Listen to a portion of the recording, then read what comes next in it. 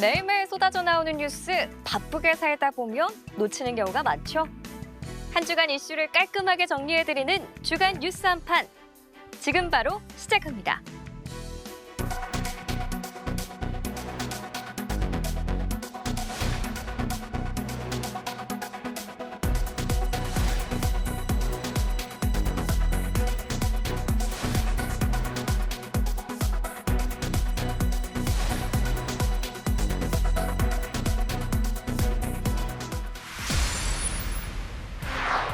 오늘 29일은 159명의 사망자를 낳은 이태원 참사 1주기가 되는 날입니다. 유족들은 16일 월요일부터 29일까지 집중 추모 기간에 들어간다고 밝혔는데요. 올해 안에는 반드시 특별법을 제정해달라고 호소했습니다. 헬로윈 데이를 즐기기 위해 이태원에 수많은 인파가 몰렸다가 159명이 압사하는 참사가 발생한 작년 10월 29일. 1주기를 약 2주일 앞두고 유족과 시민들은 다시 한번 서울광장 분향소에 모였습니다. 29일 그날이 다가올수록 우리 유가족들의 슬픔과 고통은 감내하기 어려울 정도로 힘들어집니다. 그러나 우린 믿고 있습니다. 우리의 아픔을 함께하고 공감해 주시는 많은 시민들, 국민들이 우리를 지켜보고 응원해 주신다는 것을 말입니다. 유족들은 참사 당일 이태원에 많은 인파가 몰릴 것이 예상됐음에도 어느 기관도 대비하지 않았다고 다시 한번 비판했습니다. 참사 예방부터 대응, 구조, 수습, 전 과정에 이르기까지 국가 기능은 작동하지 않았고 책임지는 기관도 없었다며 애석함을 토로했습니다. 앞서 이임재 전 서울 용산경찰서장과 박희영 용산구청장 등은 업무상 과실치사 등 혐의로 구속 기소됐다가 보석으로 풀려나 현재 재판을 받고 있습니다. 유족들은 독립적인 조사기구를 신속하게 설치해야 한다면서 이를 위해 올해 안에는 반드시 특별법을 제정해달라고 국회에 촉구했습니다. 처벌하라!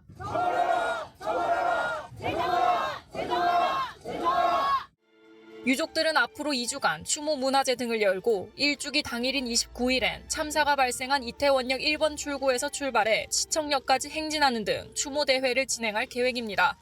연합뉴스TV 김유아입니다. 이태원 참사 1주기를 앞두고 열린 서울시 국정감사에서는 집중 질의가 이어졌습니다. 참사 1주기가 다가오는 만큼 질문은 추모 방식과 관련 대책에 집중됐는데요. 서울시가 이태원 참사 유족들과 적극 소통을 해야 한다는 지적이 나오자 서울시는 추모 공간 조성에는 뜻을 함께하면서도 서울광장 분향소에 대해서는 철거를 유도하겠다는 뜻을 내비쳤습니다. أيضا فإن الأعداد زيادة عن الطاقة الاستيعابية لكل سنة. 이 어려움에 직면하게 될 가능성도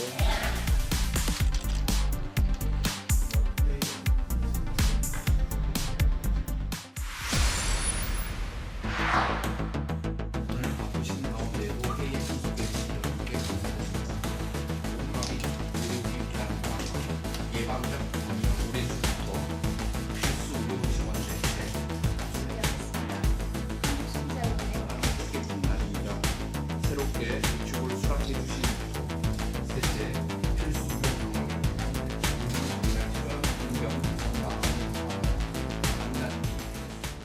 의대 정원 확대가 필요하다는 원칙에 여야 모두 찬성 입장을 보였습니다. 사안마다 충돌해온 정치권이 모처럼 한 목소리를 내는 모습인데요. 다만 국민의힘은 파업까지 경고하는 의료계와의 대화와 협력을 강조했지만 더불어민주당은 공공의대 설립과 함께 추진해야 한다며 시각차도 드러냈습니다. 국민의힘은 의사정원 확대가 불가피하다는 입장입니다. 노인 인구가 늘면서 의료 수요가 폭증했지만 지난 19년간 의료 정원이 묶인 탓에 이른바 응급실 뺑뺑이 사망 사고가 반복되고 지방 의료도 붕괴했다는 겁니다.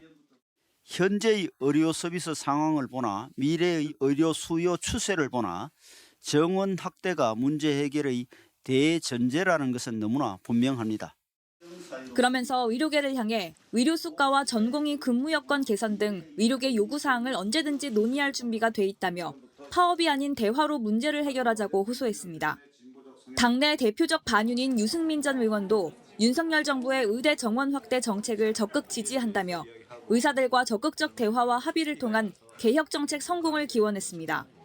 민주당도 의대 정원 확대에 찬성하며 모처럼 정부 여당 정책에 동조하는 모습입니다. 친명 좌장격인 정성호 의원은 SNS 글에서 진짜 실행한다면 역대 정권이 눈치나 보다가 겁먹고 손도 못 댔던 엄청난 일을 하는 것이라고 적었습니다. 민주당 전남 의원들은 의대가 없는 유일한 광역단체가 전남이라며 전남권 의대 신설도 추진할 것을 촉구했습니다. 다만 민주당은 공공의대와 지역의사제 도입과 함께 추진돼야 한다고 요구했습니다. 단순히 의사 수만 늘려서는 안 됩니다. 그러면 성형외과, 피부과에 더 몰려들고 동료의 개원인은 넘쳐나겠지만 정작 필요한 필수, 공공, 지역 의사는 여전히 부족할 것입니다. 의대 증원에 국민적 지지 여론이 높은 상황.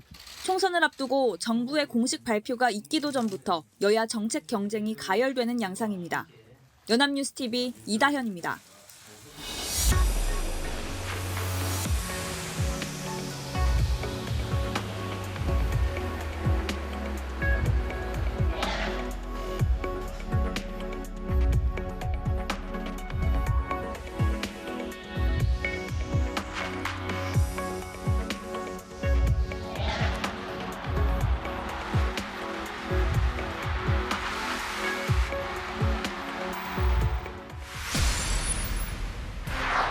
이스라엘이 대규모 군사작전을 예고한 가자지구 북부 가자시티 병원에서 큰 폭발이 발생해 500명 이상이 숨진 것으로 알려졌습니다. 이스라엘군이 병원까지 공습했다는 하마스의 비난에 이스라엘은 팔레스타인 무장단체 오폭에 의한 참사라고 반박했습니다. 가자지구 보건부는 가자시티의 알-아흘리 병원에서 폭발이 발생해 최소 500명이 숨졌다고 밝혔습니다. 건물 잔해 밑에도 수백 명의 희생자가 남아있어 사망자는 더 늘어날 전망입니다. 큰 충격에 휩싸인 국제사회는 일제히 규탄 메시지를 발표했습니다. Words fail me. Tonight, hundreds of people were killed horrifically. Once again, the most vulnerable. This is totally unacceptable. 세계보건기구도 국제인도법 위반 행위를 중단하고 민간인과 의료시설 보호를 위한 즉각적인 행동에 나설 것을 촉구했습니다. 이스라엘과 하마스는 이번 참사에 책임을 놓고 치열한 공방을 벌이고 있습니다.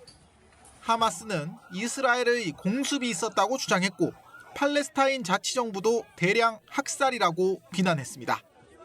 And digital spokesperson tweeted that Israel did the hit, thinking that there is around this hospital a base for Hamas, and then he deleted that tweet. We have a copy of that tweet. 반면 이스라엘군은 팔레스타인의 또 다른 무장 세력 이슬라믹 지하드의 로켓 발사 실패로 발생한 일이라고 반박했습니다. According to our intelligence, Hamas checked the reports, understood it was an Islamic Jihad rocket that had misfired and decided to launch a global media campaign to hide what really happened. 이스라엘을 찾은 바이든 미국 대통령도 이스라엘 군이 아닌 다른 쪽의 소행인 것 같다고 밝히며 이스라엘 쪽 주장에 무게를 실었습니다. 이번 전쟁에 의한 희생자는 계속 늘고 있습니다. 가자 지구에서는 1,000명 이상의 어린이를 포함해 3,300명 넘게 숨졌고 부상자도 13,000명에 달하고 있습니다. 이스라엘 측에서는 군인 등 1,500명가량이 사망하고 4,400여 명이 다쳤습니다. 연합뉴스TV 이재동입니다. 전쟁 중인 이스라엘을 처음으로 방문한 조 바이든 미국 대통령. 피해 보복을 이어가는 이스라엘의 지지를 표명하면서도 지나친 분노에 휩싸이지는 않아야 한다고 선을 그었습니다. 구체적 발언을 이어가진 않았지만 이는 9.11 테러의 보복으로 이라크를 침공했던 것을 언급했을 수 있다고 뉴욕타임즈는 풀이했습니다. 이란의 개입 등 확전 가능성을 차단하고 가자지구 민간인들의 피해를 줄이기 위한 돌파구를 마련해야 하는데요. 짙어진 확전 그림자를 걷어내고 재선 가도에도 파란불을 켤 수 있을지 주목됩니다.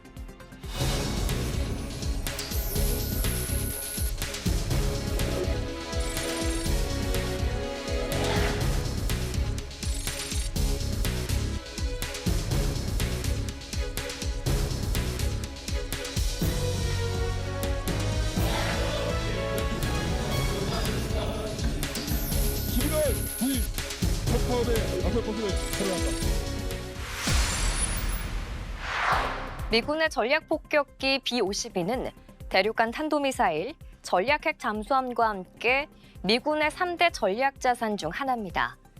19일 목요일 B-52가 국내 공군 기지에 착륙한 모습이 처음으로 공개됐습니다. 56m에 달하는 양날개 앞에 성조기와 태극기가 나란히 놓였습니다. 핵무기 탑재가 가능한 미군의 전략 자산, 이른바 성층권의 요새로 불리는 B-52 전략 폭격기입니다. 주한미군은 청주 공군기지에 착륙한 B-52를 처음으로 언론에 공개했습니다. B-52가 한반도 상공에 전개된 적은 여러 번 있었지만 국내 공군기지에 착륙한 건 이번이 처음입니다. 국방부는 이번 착륙이 한미 국방당국의 확장 억제 실행력 강화 합의에 따른 것이라고 밝혔습니다. 한미 양국 국방부는 확장 억제 실행력 강화의 일환으로 미국 전략 자산을 상시 배차에 준하는 수준으로 운영하기로 하였고, 이번 B-52의 국내 착륙이 상시 배치에 준하는 수준의 전략 자산 운영이며 북한에 대한 경고 메시지라는 겁니다. 미군은 B-52 앞에서 확장 억제 약속은 철통 같다는 점을 다시 확인했습니다. It shows the whole public of Korea that we're here, that we have the reach, that we were able to fly from the United States. It shows that if we are needed, we will be here. B-52는 오는 22일 한반도 인근 상공에서 실시되는 한미일 공중연합 훈련에도 참여할 예정입니다. 연합뉴스TV 최시원입니다.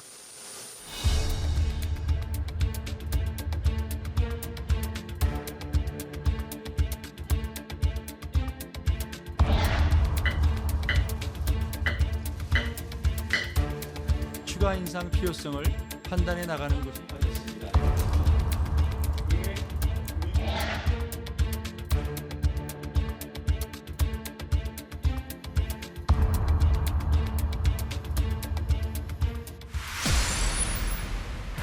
제롬 파월 미 연방준비제도 의장이 미국의 물가 상승률이 여전히 너무 높고 신뢰하기에는 이르다고 지적했는데요. 추가적인 긴축에 대해서는 신중한 입장을 보였습니다. 기준금리를 결정할 회의를 2주 앞두고 마지막 공개 연설에 나선 제롬 파월 연준 의장은 물가 상승률이 지속적으로 하락하고 있지만 여전히 너무 높다고 밝혔습니다. 최근 물가 지표가 둔화된 것을 두고 신뢰를 보내기엔 아직 이르며 이제 시작에 불과하다는 겁니다. 파월 의장은 이스라엘과 하마스의 전쟁 등 지정학적 긴장이 높아졌고 세계 경제 활동에 중대한 위험을 초래한다고 우려했습니다. 이 같은 다양한 불확실성으로 인해 통화 정책의 추가 긴축은 신중하게 진행하고 있다고 말했습니다. We remain attentive to these developments because persistent changes in financial conditions can have implications for the path of monetary policy. 지금의 경제 상황을 긍정적으로 보면서도 기존의 조심스러운 입장을 유지한 셈입니다. 그러면서도 경제 성장세는 예상 밖으로 호조를 이어가고 있다고 진단했습니다. 다만 인플레이션이 목표치인 2% 수준으로 낮아지려면 일정 기간 추세를 밑도는 성장세와 노동시장의 과열 완화가 필요할 것이라고 설명했습니다. My colleagues and I remain resolute in our commitment to returning inflation to 2% over time. Given the uncertainties and risks, and given how far we've come, the committee is proceeding carefully. 한편 미 금리 선물 시장에서 연준이 오는 31일부터 이틀간 열릴 회의를 통해 기준금리를 동결할 가능성은 96%까지 높아졌습니다. 뉴욕에서 연합뉴스 이지원입니다.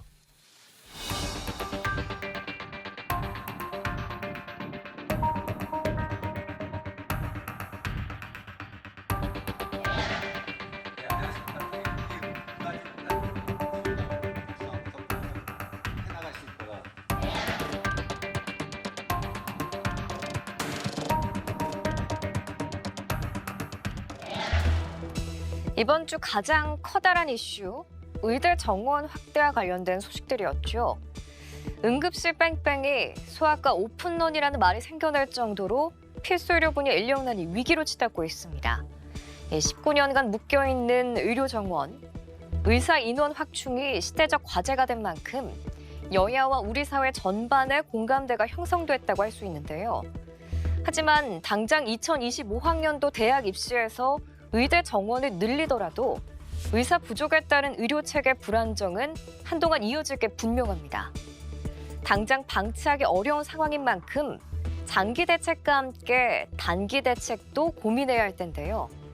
정부와 의료계가 오직 국민만을 염두에 두고 머리를 맞대 최선의 해법을 찾기 바랍니다. 저희는 다음 주 토요일에도 깔끔한 정리로 찾아오겠습니다. 지금까지 주간 뉴스 한판이었습니다.